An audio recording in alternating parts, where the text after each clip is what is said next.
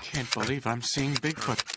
He's in focus. Recently, I made a video about the top 10 cryptids that I think could be real. And for the 20 people that actually watched it, you'll know that I talked about Bigfoot. I went into the history of Bigfoot sightings, and the possible scientific explanations for how Bigfoot could be real. But there was some information that I forgot to add, or couldn't include because of time. And so I wanted to make this secondary video covering my bases on our beloved Sasquatch. Just to reiterate, I think Bigfoot could have been real, and I think a species of Sasquatch may still exist. Or at least I hope it does. I believe the hypothetical species descends from the Gigantopithecus species, which were massive prehistoric relatives of the orangutan that lived in Southeast Asia. I believe these great apes could have migrated into the Himalayas, becoming what we think of as the Yeti, while others may have crossed the Bering Land Bridge into the Pacific Northwest of North America, becoming what we call the Sasquatch. First, I want to talk about the famous Bigfoot footage that I dismissed at the beginning of that section. I stand by my opinion that this is not a Bigfoot. This is known as the Patterson-Gimlin film, which was shot in Northern California in 1967. The film was shot by Robert Pattinson. The film was shot by Roger Patterson and Robert Gimlin. Patterson claimed that the footage was of a real Bigfoot until he died in 1972. Patterson's interest in Bigfoot began in 1959 after reading a magazine article. He self-published his own book about abominable snowmen in 1966. In 1967, he began filming a pseudo-documentary about cowboys hunting Bigfoot. You eat babies. We eat berries and mushrooms. The film references the 1924 Ape Canyon incident, which is a story about gold prospectors being attacked by ape men in Mount St. Helens in Washington. Patterson tried and failed to attract substantial investors for his Bigfoot movie. On October 20th of 1967, Patterson and Gimlin drove to Six Rivers National Forest in California. People reported Bigfoot sightings and large footprints in the area since 1958. It was there that they made history and filmed Bigfoot. So I don't know, the way it sounds to me is that this guy is obsessed with Bigfoot and tried to make a movie about Bigfoot, and then he just happened to find Bigfoot. Doesn't it seem a little weird? Now, I wasn't able to find footage of his pseudo-documentary. It says he filmed a little bit, but I don't see it anywhere. Wouldn't you assume that he has a Bigfoot costume if one of the characters in his movie is, Bigfoot? Could you back up a bit, Mr. Foot?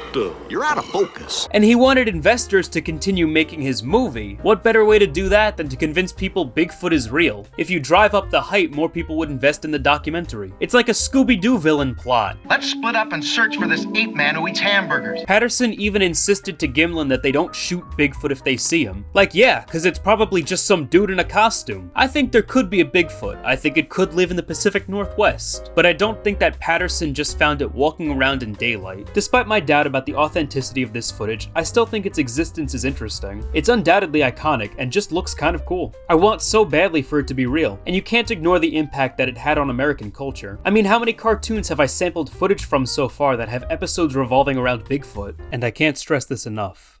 DILF Bigfoot. Aside from the Patterson-Gimlin footage, I also wanted to talk more about the Yeti. The Yeti was sort of an afterthought in the original video, so I wanted to discuss the history of it a bit more. The Himalayas and the Pacific Northwest aren't the only places to have ape-man sightings. There are the Almas of the Central Asian steppe, and the skunk apes of Florida. However, Bigfoot and the Yeti are the most popular, so I chose to focus on them. The Yeti may have been a part of pre-Buddhist beliefs in several Himalayan cultures. There have been stories of glacier beings, and others of wild men who carry stones as weapons.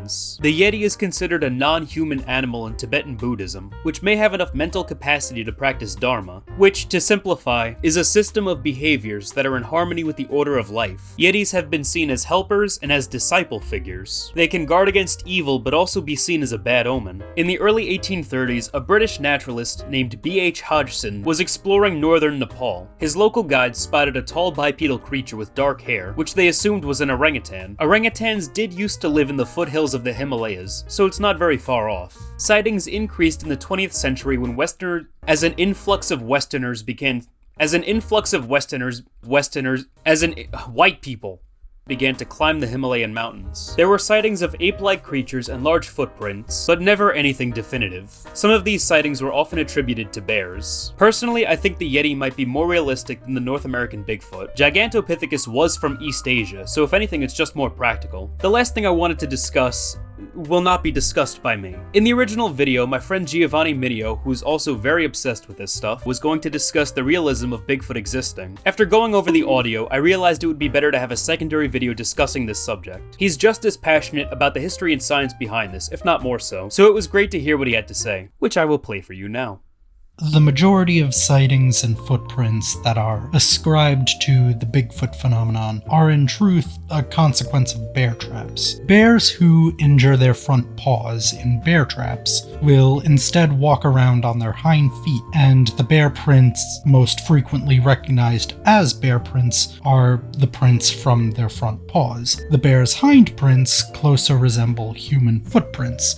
Combine this with these bears only walking on their hind feet, the trail left behind becomes less identifiable as a bear. If we consider the broader Bigfoot premise for plausibility, namely an undiscovered mid to large size primate living somewhere in North America or the Himalayas, it has more plausibility than you would imagine. Some examples of large primates evading discovery include the Beely ape in 2003 and the Tapanuli orangutan in 2017. The Beely ape is a phenomenon of large aggressive chimpanzee sightings taking place around Beely in the Congo, going as far back as 1908. The apes in question were considered to be a hoax, as efforts to hunt or photograph the apes came up empty-handed. The reason for this was found to be that the apes were active at night. The apes were identified to be real in 2003, but mitochondrial analysis of discarded hair and feces from the apes identified them as Pan troglodytes schweinfurthi, which is the eastern chimpanzee. The Tapanuli orangutan is the third species of orangutan to be identified. The population was discovered in 1939, but was not distinguished from the Sumatran orangutan at the time, which it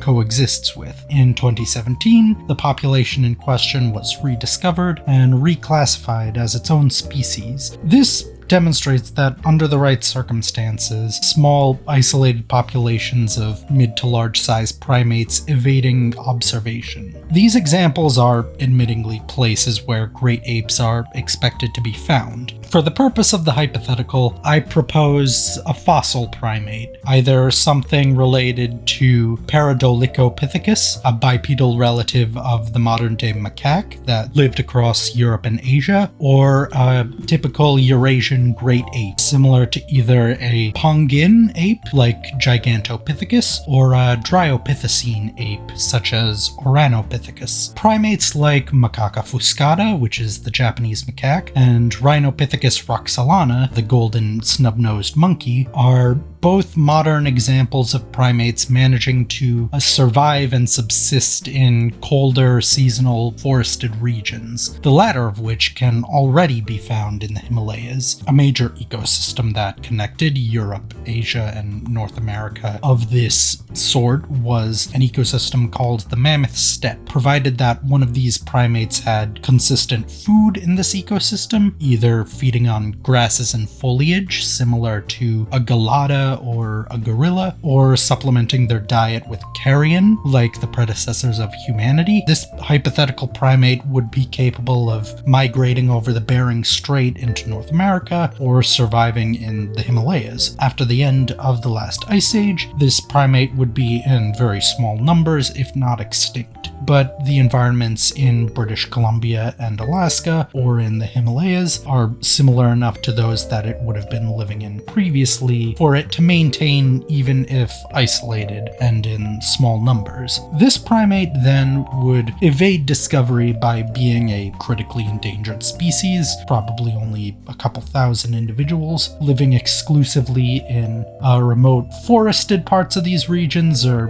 deep in the mountains where it's difficult to find them, being active at night while hiding away in the trees during the day. This hypothetical species is a far cry from the Harry and the Hendersons type Bigfoot that we typically picture, but it is a fairly plausible, albeit hypothetical, species and scenario. Looking at the evidence, I'd like to believe that Bigfoot still exists. I don't think it's impossible, and it's fun to speculate. I hope you've enjoyed this romp through the world of Bigfoot. Cryptids have always been an interesting topic to me, and I hope to do another top 10 cryptids video in the near future. Stick around and stay weird.